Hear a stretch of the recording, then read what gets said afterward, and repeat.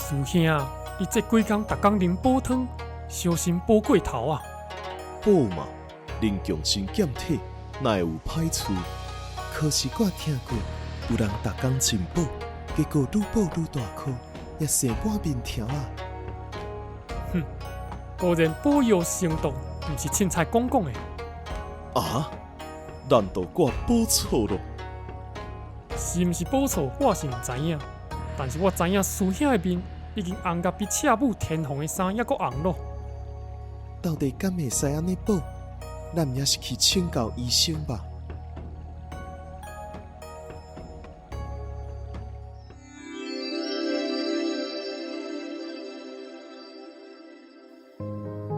请问医生，每一个人拢会使食补吗？这其实是一个很大的迷思哦，就是华人都会认为说，我煮一锅补，全家吃。可是我们就会发现说，整家人因为每个人体质都不一样，那今天都吃同一锅补的时候，有的人舒服，晚上好睡；有的人吃了以后变得更糟了，会长痘痘、便秘，甚至晚上睡不着。你要吃补的时候，事实上应该要辨明你的体质，不是说大家一起吃，不吃还没关系，吃错了以后我们要花很多力气去矫正，反而会更麻烦。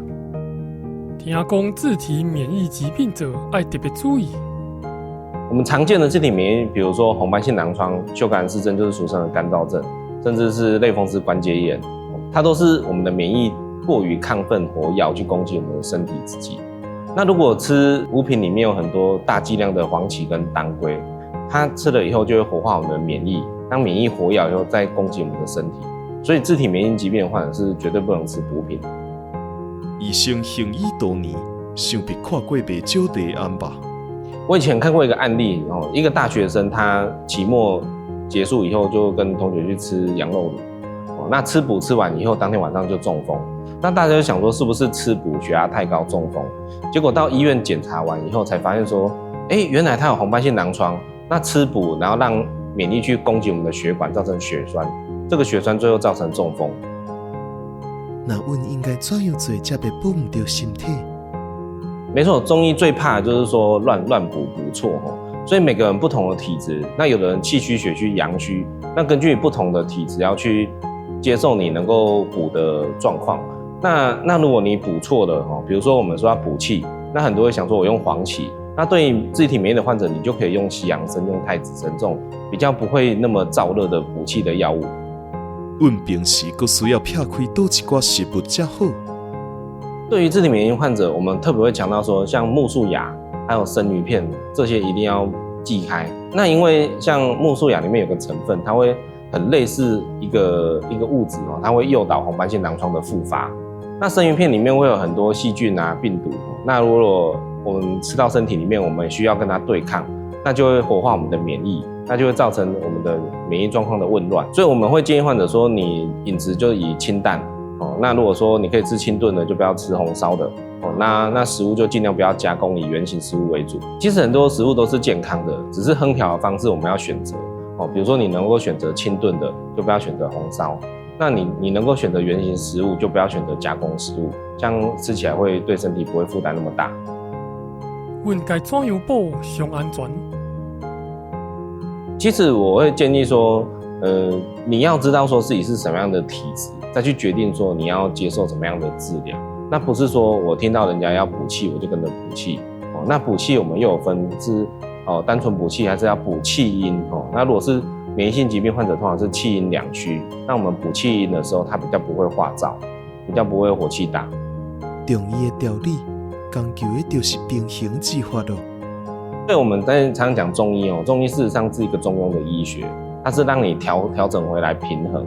那你平衡就不会说你本来会过于燥热、过于寒凉，我帮你校正回来。因为我们人体人生活在这个世界上，到最后会有偏性偏寒偏热偏虚偏实，所以我们就会用一些药物的药性来矫正，让你的人体的偏性可以矫正回平衡。所以如果你不知道自己的体质的话，我们建议你找专业中医师来帮你看完你的体质以后，我们才知道说你适合哪一种补品，千万不要自己去补。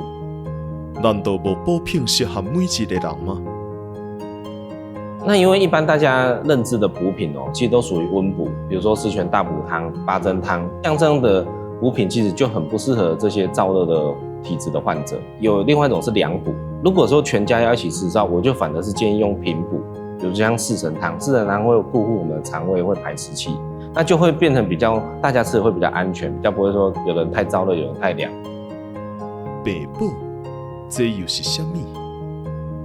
这点要回到我们去看这个药物药材的药性。那有的药性是比较温的，这种就比较偏温补；那有的药性比较偏凉啊、寒啊，这是凉补。那温补的特性就是说，它平常就是说，它稍微微凉、稍微微温哦。那它吃到身体里面的时候，我们会做一个平衡，它反而不会太燥热，不会太寒凉。比如说像山药哦、茯苓哦，就会是比较常见的平补的药材。体质湿较热，不要毅力大不同啊。